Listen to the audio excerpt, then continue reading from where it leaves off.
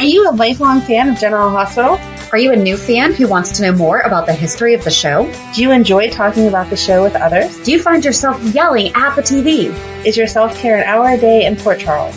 If so, we invite you to join hosts Amanda Kimmel and Shannon Coach at the place where all the hidden conversations take place and secrets are revealed. Meet us at Pier 54, a General Hospital fan podcast.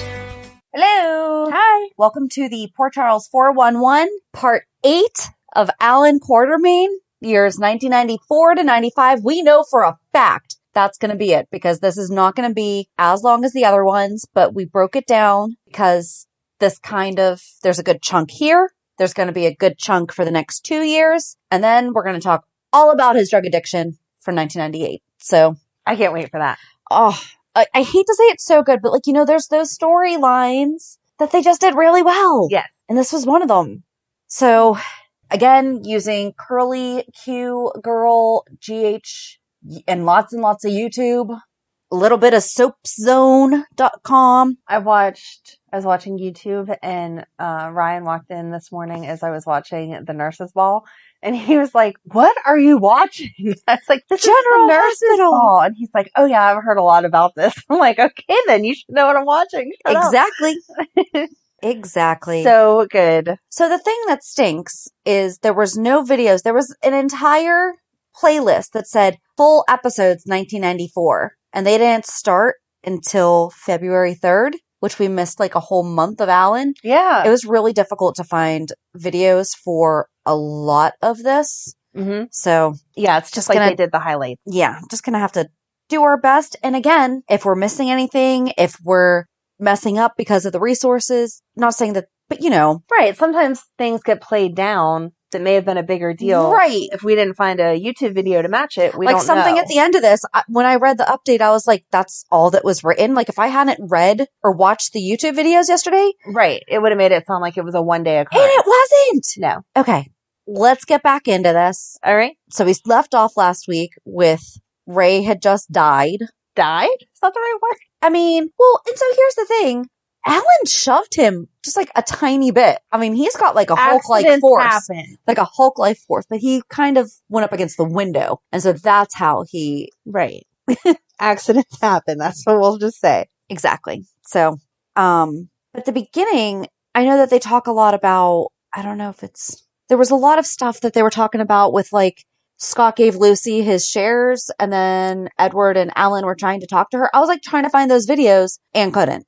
No. So, I don't know. But in January of 1994, Rhonda saw Alan at GH, making sure that he didn't think that she purposely tried to see him, but she was really there just to see a friend that just had surgery. So, she's at the hospital. He's like, "Oh, you look good." And she says, "Same to you." But, we're not supposed to be thinking anything of this. She admits that she sometimes makes up a voice in her head, his, and tells him that she had a dream that he was there when Ray beat him up. Because remember, she got knocked out. When Ray beat her up. Yes. Because she was knocked out. Because she had been unconscious. Yes. And he took care of Ray. Accidents happen.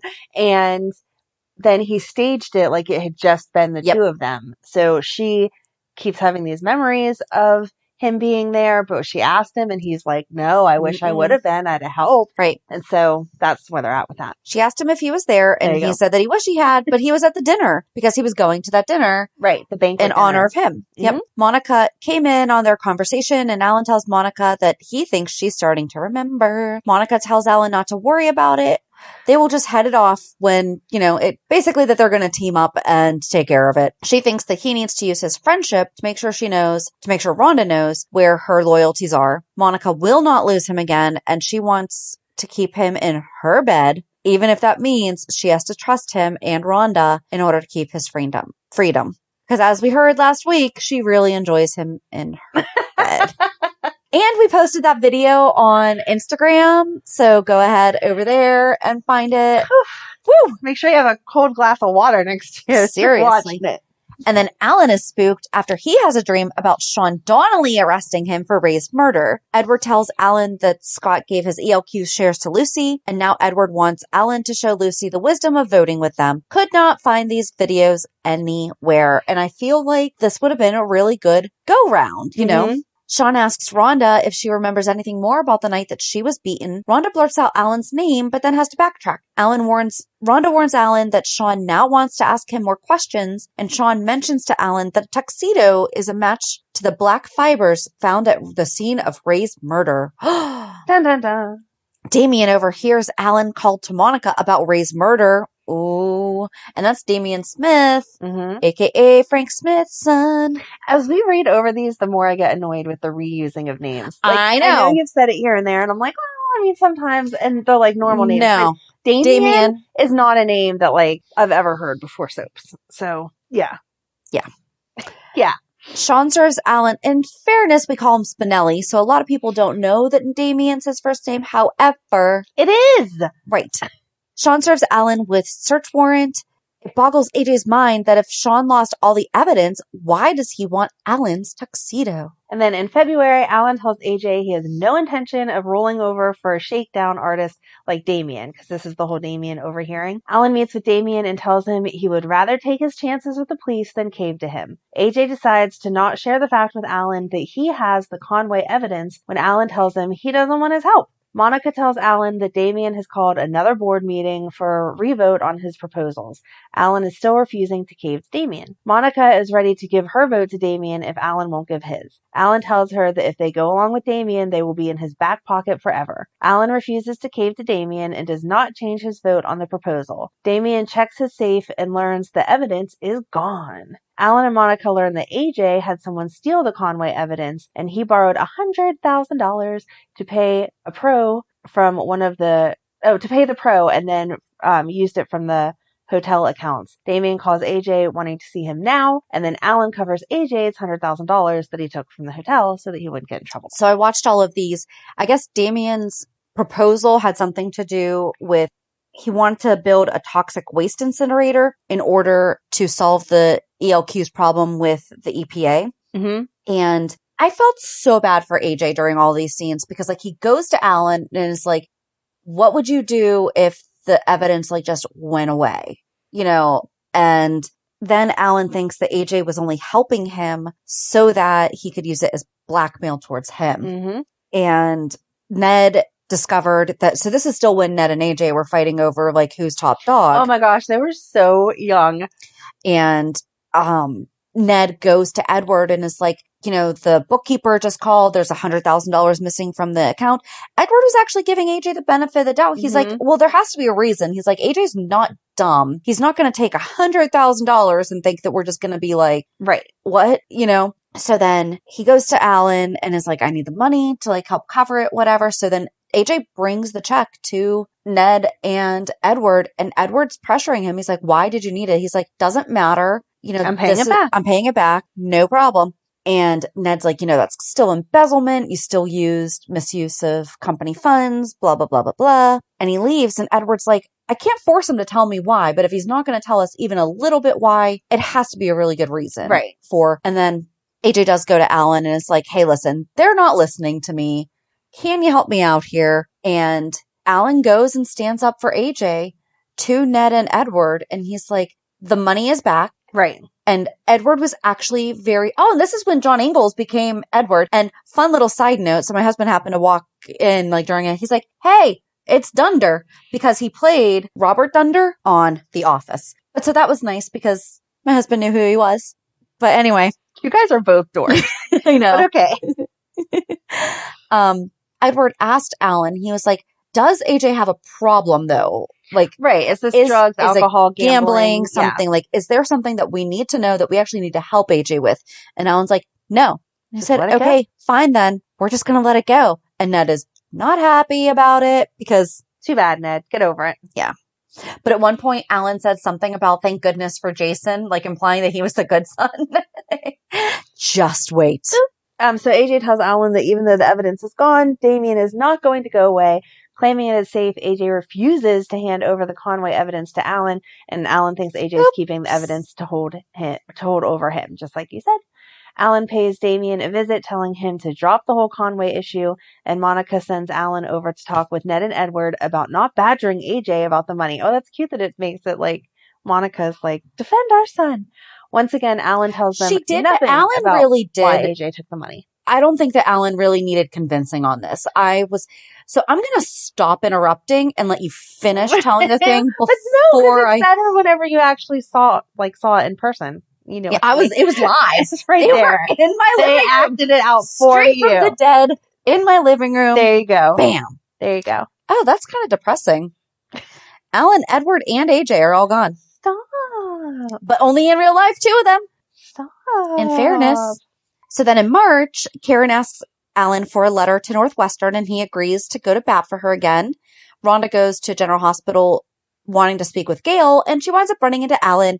And Alan thinks that Rhonda should let Karen make her own choices. And Jagger, do you want to say? Jagger thanks Alan for all of his help with Karen.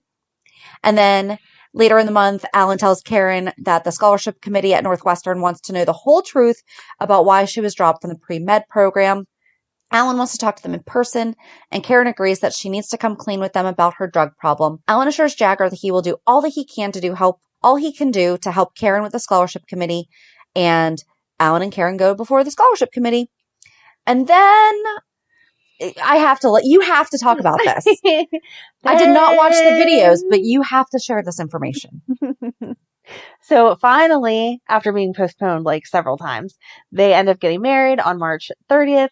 And Alan takes the fatherly place and dances with Karen. And I don't think I realized, I guess I did realize, but thinking back to it, it didn't occur to me that Alan gave Jagger and Karen the motorcycle as a wedding present that they like rode off into the sunset. I don't feel like that's a present that Alan would give. Motorcycles are bad. No motorcycles. Well, especially when we know where his stance was later. Yes. But that's what, Jagger liked motorcycles, so. And he liked Jagger, so. But that's also, not that this has anything to do with the Alan storyline, but I just shared the office trivia. You were at least keeping it on General Hospital. When Rhonda told Karen that Scotty was her dad. Because she sent a message to Scotty about, hey, your daughter's getting married. And it was like, who's her dad? And then right before they left, she was like, FYI, your dad is Scotty. Did they ever talk about that? Like how that was even a thing? Or was it just Scott got a phone call and we never found out? I don't remember them explaining how they knew each other, but didn't plan that in. Okay, we're going to have to do a thing on Scotty's children. I don't know. Yay. Oh, this is just like a blip. Like we talked about, they started giving like weird blips, but this brings us into the next storyline. Bobbie forgets that she invited Alan and Monica over for dinner, so she has to scramble to get it together. Alan and Monica join the Joneses for dinner, and then Alan lends an ear to Tony about his actions towards Damien and Bobbie walking out. So this was... And they were good couples friends. Yes, they were good couples friends. Again, not to go off on a different storyline, but Lucy and Damien had a bet going on that Damien was going to hook up with Bobbie. So disgusting. Yes. So Bobbie did not obviously know this, was hanging out with Damien because her and Tony were having issues, and Tony was reacting to it very strongly. And so then, as man friends, Tony was telling Alan about, I don't know what to do. She's hanging out with this guy and stuff's going on, I think, and blah, blah, blah, blah, blah. So it was really building the storyline of the 4 of them being friends and confiding each other about all of their different stuff. And during this times, whenever Tony finds out that Bobbie was letting Monica use her as part of that whole fake boyfriend scheme, and he's like, there shouldn't be lies in marriages, which is just funny. Foreshadowing. Funny as time goes on. And then in May, Catherine overhears the Quartermaines talking about the Ray Conway murder. Again, where are we having these conversations? Because maybe we should learn to zip our lips. And where the evidence is hidden. Catherine Bell. Yes, your best friend, I know. Not my best friend, but this just liked her. I did. I thought she was a good villain. She was a good villain. She was kind of like Ava. I had a hard time liking her because this is when she wanted to be with Ned, and Ned was being Eddie Main, and Lois was around. That was a problem. So the one thing that I did learn as I was watching all this, because part of it, I'm like, I remember this. And then I remember the time that it was 1994. I was watching primarily over the summer. So there were certain things that I'm like, I remember this. Why don't I remember this? Okay. That's why. Because I liked her with Stefan. Oh, yes. Yes. So that's why. Okay. That's you're allowed the Catherine that I knew. I will allow it. Before I knew all the bad stuff she had done. Got it. Yes. So then AJ blackmails Alan and Monica for access to his trust fund in exchange for the Conway evidence. So you just proved Alan right there, AJ. Exactly. That's not what the original intention was, but since he had it, he was going to use it. Absolutely was not. And that's the thing that breaks my heart, because I'm like, you were been doing so the nice. thing. Yeah. You know?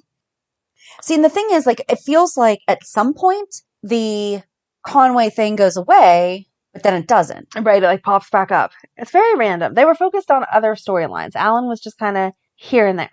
All right, so I'm going to read the next thing, and then if it doesn't say it... Okay, so earlier they talked about the tuxedo, but they didn't reference that it, like, Sean got the tuxedo and had, like... I don't know if I have it in here, but at some point in time it mentions that Sean returns the tuxedo. Right.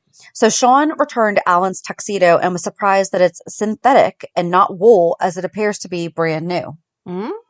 And Monica was like, well, I've been after him to get a new tux, and he waited so long. That's all they had at the store. And Sean's like, well, being that it was the last minute, I'm sure you have the receipt.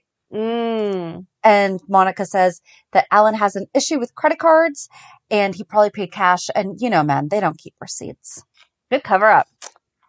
Ooh. So then in June, Alan, ready to turn over AJ's trust fund, finds out that the evidence is gone.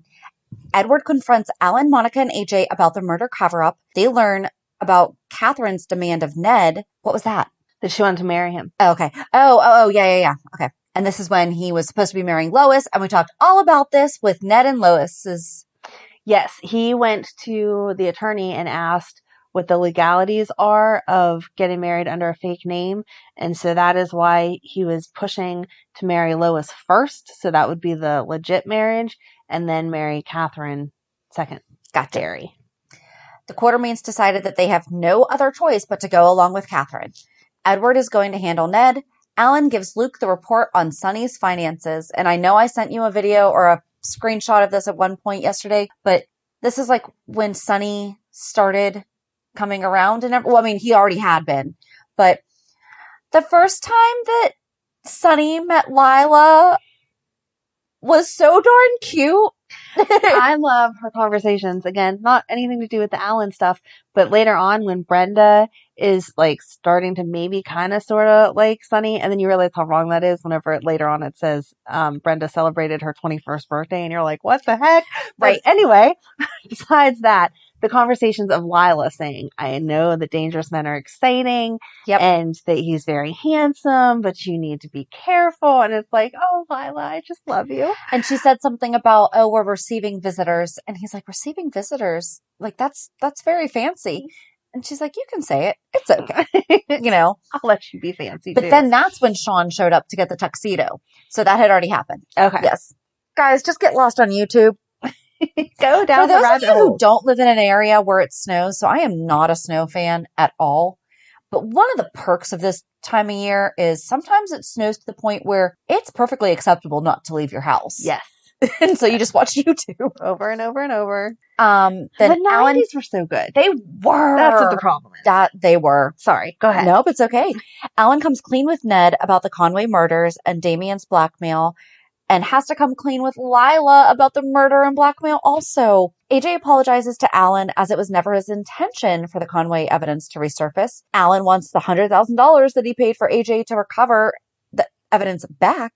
And Jason overhears AJ and Alan arguing about the murder cover-up, and Alan worries that Edward has gone soft for even considering Catherine's demand. And then that's kind of just like where it ends. Like, I couldn't really find, I don't think I have any other good video stuff until 1995, because the rest of the year is Monica got diagnosed with breast cancer.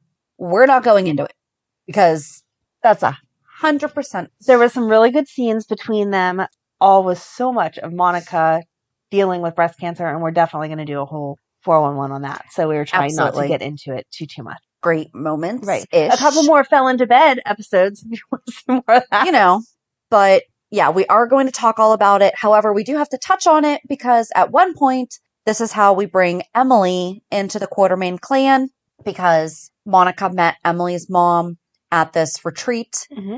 And long story short, Paige, Emily's mom, needed a new guardian for Emily, and became good really friends good friends. Yeah. in treatment. And then she came to their house and lived I there know. as she was passing. They took care of. Yes, they took care of her as she was passing away and all of that. And they went slow with the Emily stuff. Yes. So yes. So they're good. But so we can't really just jump into, and now we have another kid, Emily. Yes. And then also, this is when we started with the Stone storyline, which we did last year. Time. Yes. Which we did last year. And so he's mentioned here and there in that because his relationship with Robin and Stone was really amazing. And it was very integral to Stone's. Exactly. But we did Stone's storyline already. And Robin's. So. We did Robin's diary. Like, we did all that. So last November, actually, is when we did it. And so we don't have to talk about all that. Although I could. But yeah. Oh, absolutely. I could. But Alan was a driving force behind keeping that storyline accurate and where it was. Right. But it was right. Stone's. Those were separate storylines. Yes. So in May 1995 is whenever he meets, he already had met Emily, but Emily was struggling with all of the changes from being in a new house that seemed pretty crazy considering it had just been her and her mom. So she meets Alan's Sydney the bear. Did you watch this? No. Oh my God. It's so cute. So she's sitting on the couch and she's playing with her toys and Alan comes in and she's like, I'm sorry, am I in your way? And starts picking up her toys. And he's like, no, I had a break at work today. So I figured I'd come home. What's in your box? Can I help you go through your toys? What are you doing? And she's like, well, I'm probably going to be too old for toys anyway. And I don't know. I'm sorry, if I'm in the way or whatever. And just not opening up to him. And so he's like, oh, okay. And he puts his paper up over his face. He's just going to sit there and read the paper. And she's holding a teddy bear. And all of a sudden he starts talking in this goofy voice. And she's like, Mr. Quartermaine, what are you doing? And he brings the paper down and he has his tie all tied goofy and sloppy and his coat a little off the shoulders and his hair ruffled up or whatever. And he's like, I'm not Alan, I'm Sydney the bear. And who is that? And so she introduces her teddy bear to him. Aww. And he says that they're probably related because their last name is the same, which I thought was so cute. And then he just goes on about how, bears are really good listeners and they keep your secrets because she says her bear's not very talkative. Mm-hmm. And so they go back and forth and she kind of opens up to him about how it's scary being in a new house and she just wishes that things could go back the way that they were before her mom got sick. And she feels bad because she knows she should be grateful for these people wanting to take care of her and being so nice to her. But she doesn't feel grateful. She just wants everything to go back the way that it was. And so it was so cute to see him. He was just perfect. The way that a dad. He's really good with, well, it's like we talked about whenever last week when he wanted to give that little girl a kiss. Yes. He was a Hershey's kiss, but right. He's really good with kids. Or even when Jason was little, and that's when Monica changed her mind about, okay, yeah, you're right. We need to do what's best for this kid. But he just, I'm sorry, that was Stuart Damon. That was, yes, he portrayed Alan Quartermaine, but you can't act that. No, it was amazing. And so then, this was all of Ned's getting married stuff. So Alan finds Ned with a hangover after a night of partying and he helps him get ready. Then he calls home and finds out how little time Paige has left and reminds Monica that they need to get her written wishes for Emily because they had just talked about they could take over custody of Emily, but it wasn't written down anywhere. And so then finally Monica and Paige write it down and get it all, official. Mm-hmm. And then in June is when the nurses' ball was, and Alan, Emily, Tony, and Kevin did the Wizard of Oz. Did you watch that? I didn't. Oh my gosh! I'm glad that we watched these weren't in. I was gonna say, I'm like, these weren't in the playlist that I was on. It was just. I don't know how. Yeah, I don't know. Okay. Have I seen this before? Yes. Oh, absolutely. But did I watch it this week? No. Right. So I don't know. There was a video about Alan and Emily talking about the Wizard of Oz. I don't know if it was a continuation of Sydney the Bear and I just didn't hit on it or what, but somehow they decided that they would go ahead and do Wizard of Oz. And so that was what they did for the nurses' ball. And it was just so good. They all did such a good job. And again, I love the nurses' ball because you get to watch the other actors react to what they're doing. Yeah. I wonder if they let them see any of it in rehearsal or if it's all brand new. Oh, I don't know. Because their reactions seem really genuine to oh my gosh, that's so funny. Yeah. So, and then in June, July, Monica wants to open up a wellness center, and Alan was totally behind it. And then he asked some kind of question. I didn't watch it, but he asked something that made her think that he was trying to sabotage it. And then they like talked it through. They probably fell into bed another time or two. And then she realized that she was wrong and they made up. All right. Do you want to do the rest? Because you seem to watch some of this. Okay. Real quick, back to Emily. Everyone was fighting at the Quartermaine mansion. Yes. And Alan tells Emily how crazy their family is. The family works. So we're going to listen to that. Reginald said you were looking for me. Oh, yeah, hi. I just thought maybe we might be able to spend a few minutes together. Did I interrupt anything good? Nothing special. There's nobody here except me. Look, it's such a nice day out. Why don't you and I go out on the terrace, okay? Have I done something wrong? Absolutely not. Come sit down.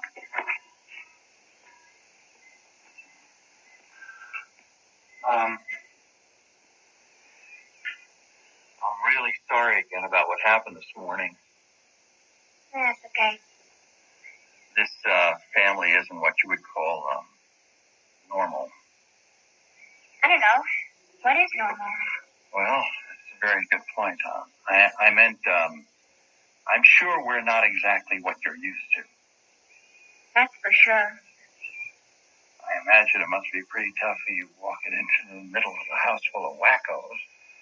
Although we're really not all that bad. No, we sure do yell at each other a lot. Well, it's just that we each have our own style. You know, we each try to get our individual point above the roar of the crowd. We all have very strong opinions, and we're not afraid to express them. Seems like everybody's angry at AJ a lot, too. Emily, my eldest son and I are victims of expectations. Of mine for him, of his for himself, of my father's for both of us. And of course, AJ can be a jerk sometimes. Well, sometimes we can all act like jerks. That's a good point. I know I do. Oh, I can't imagine that. But even if you do, I promise you that nobody's going to yell at you in this house for a long time to come. We're going to give you plenty of time just to get used to your surroundings and get your bearings and get some ammunition. And then when you're ready, you can walk into the fray. What are you talking about? You ever been in a snowball fight? I grew up in the desert. Yeah, that's right. Well, most important thing about a snowball fight is that when you anticipate it's going to be coming, you have to stockpile a whole lot of snowballs. It's the same thing here. We kind of stockpile ammunition about each other, about various parties, about arguments, and then when you get into an argument, you have all of this stuff available to you right in the heat of battle. Stockpile arguments? Kidding, right? Only partly. Gosh, I've never heard of such a thing.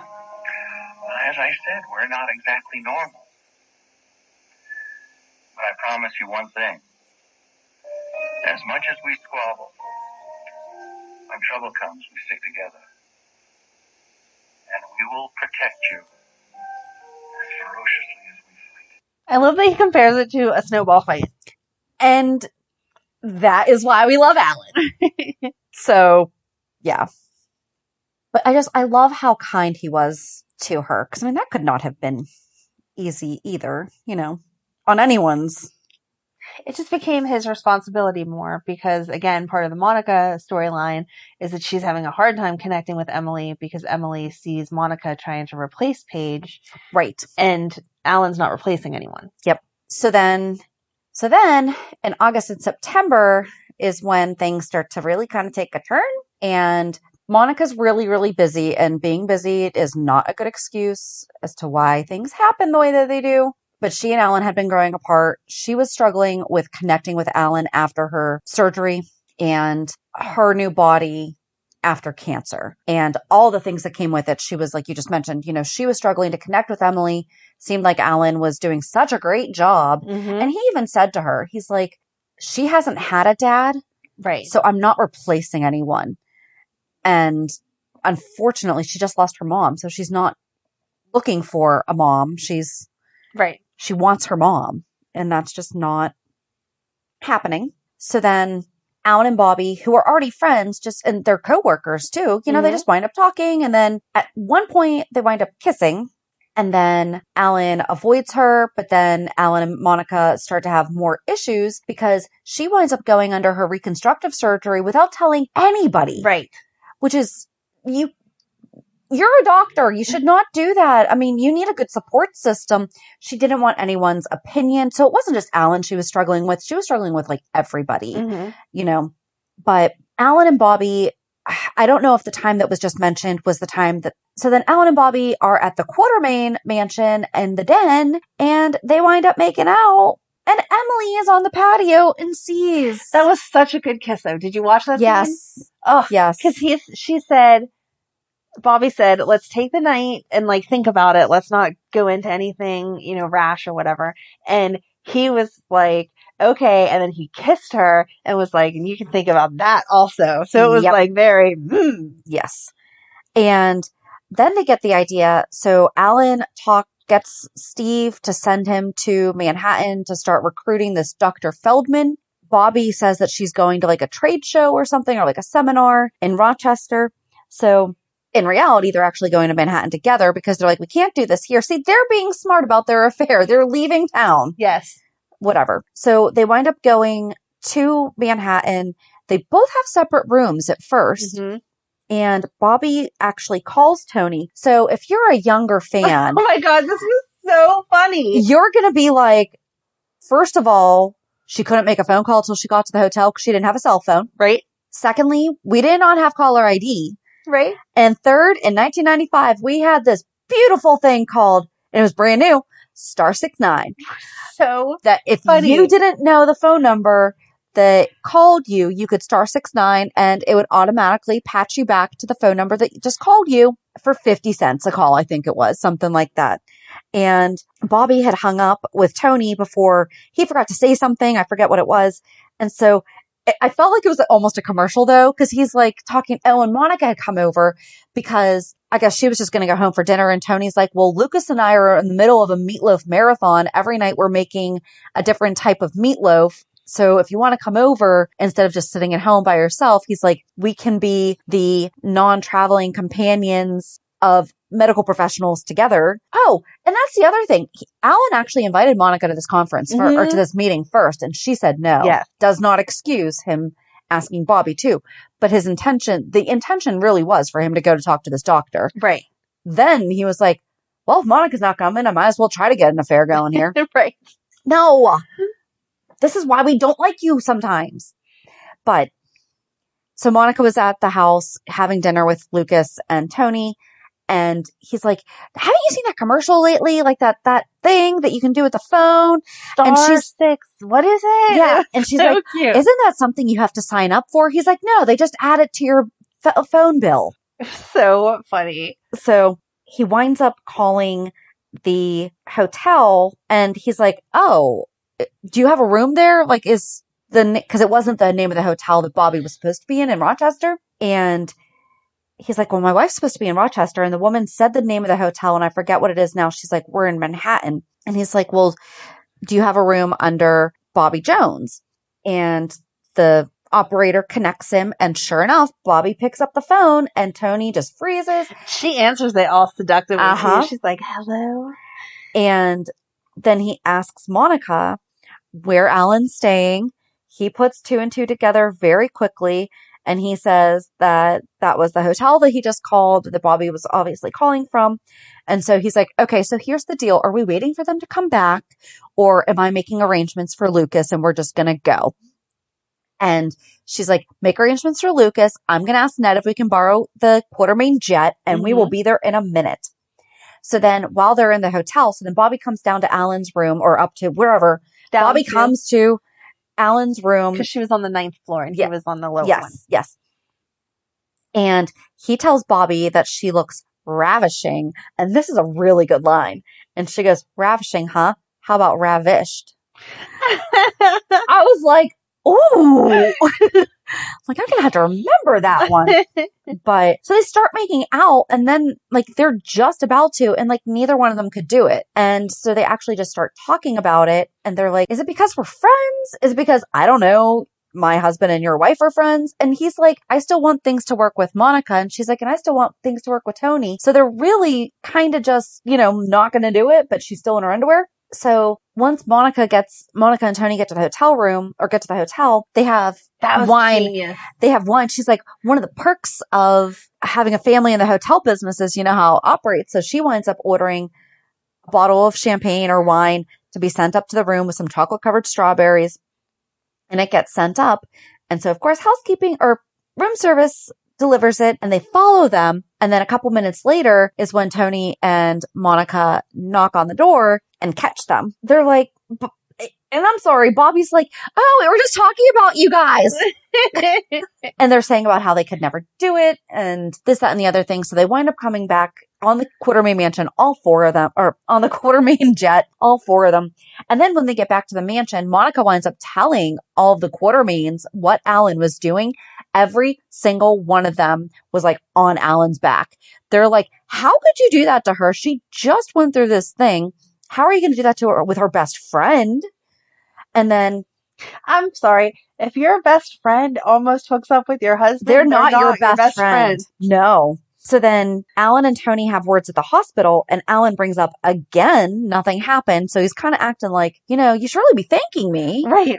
Forget the fact that I made out with your wife and had my hands all over her. When it came down to it, the act wasn't finished, so It doesn't count. Well, Tony said, so if you rob a store and there's nothing in the till, you shouldn't be arrested.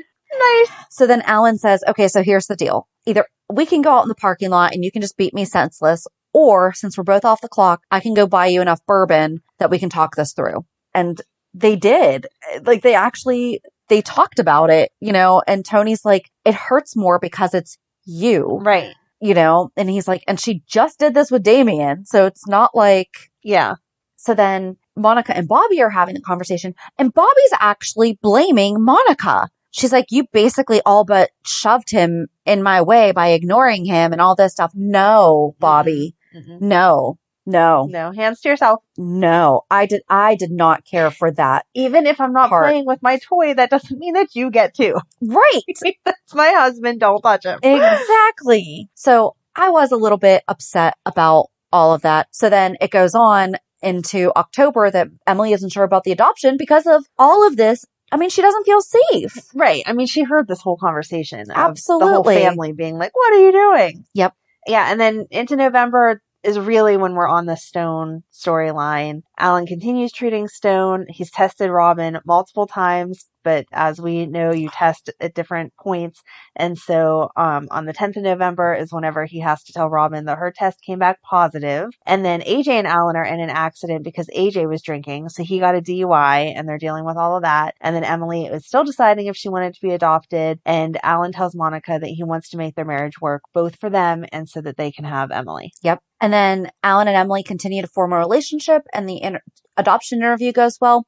And it's really sweet because they're putting together everything for Christmas. Yes. And Monica says, I noticed when you were packing up your things from Arizona, you had packed some ornaments. Do you want to put them on the tree? And so Emily is really excited. So she goes up and gets the ornaments. And AJ and Jason were so darn cute over her because, Emily I think she was skipping school and AJ saw her. We're going to have to do Emily sometime. But AJ saw her and he was really consoling to her. And he's like, listen, I'm sorry for all the stuff that you've had to witness. I'm sorry that, you might feel unsafe, this, that.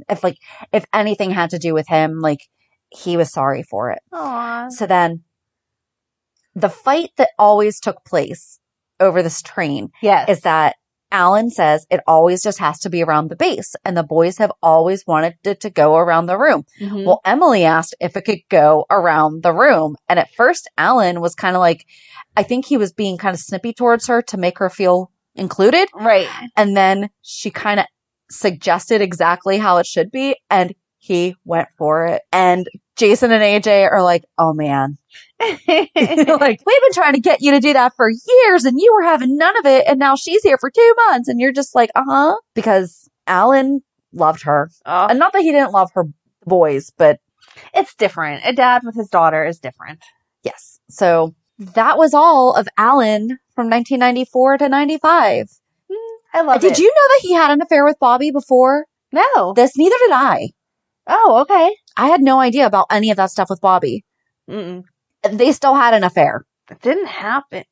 You made out. His fault. You made out a few times. You purposely went to another town with the intention of sleeping together. You had an affair. I mean, I guess I did know because I was watching it during this time, but I was watching for Stone Emily and Stone and Robin. Yeah. So, like, you weren't paying attention to the adult stuff. I wasn't paying attention to the adult stuff. Yeah. So I remembered thinking that Emily was so cute and like all of that stuff because I was right in between Emily's age and Robin's age. So yeah, I liked both of them. But the adults, yeah. But I love Alan. Yeah. I remember that part of Alan. That's why the 80s were so shocking, is because I'm like, no, what happened here? Yep. Emily, that he was so cute.